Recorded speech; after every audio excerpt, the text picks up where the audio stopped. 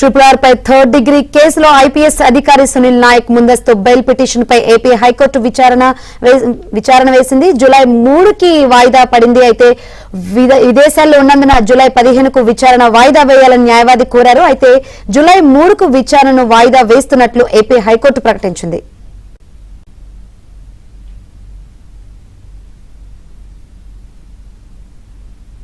Triple పై third degree కేసులో IPS అధికారి సునీల్ నాయక్ ముందస్తు బెయిల్ పిటిషన్ పై ఏపీ హైకోర్టు విచారణ జూలై 3కి వాయిదా పడింది. ఈ అంశానికి సంబంధించి మరిన్ని వివరాలు అందించేందుకు మా ఏపీ బ్యూరో చీఫ్ రామారావు సిద్ధంగా ఉన్నారు. రామారావు.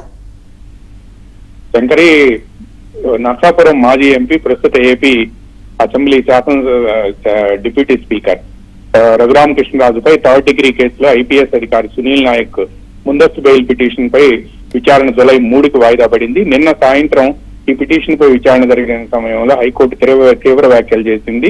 పార్లమెంట్ మీద దాడి జరిగినప్పుడు ఎలా చూస్తామో ఒక ఎంపీపై కూడా దాడి జరిగిన విషయాన్ని దాంతో సమానంగా చూస్తామని, ముందస్తు బెయిల్తో రక్షణ కల్పించలేము అని కూడా స్పష్టంగా వ్యాఖ్యలు చేసింది.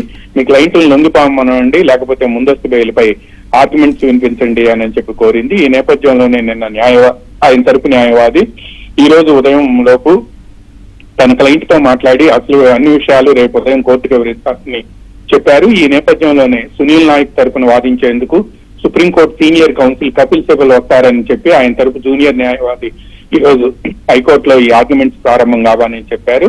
ఆయన విదేశాల్లో ఉన్నందున కేసును జూలై 15వ తేదీకి వాయిదా వేయాలి అని కూడా న్యాయవాది కోరారు. అయితే అప్పటి వరకు సమయం ఇవ్వలేమని జూలై 3వ తేదీకి వాయిదా వేసింది హైకోర్టు. ఆ రోజు వాదనలు వినిపించాల్సిందేనని కూడా ఇరుపక్షాలకి స్పష్టం చేసింది. శంకరి.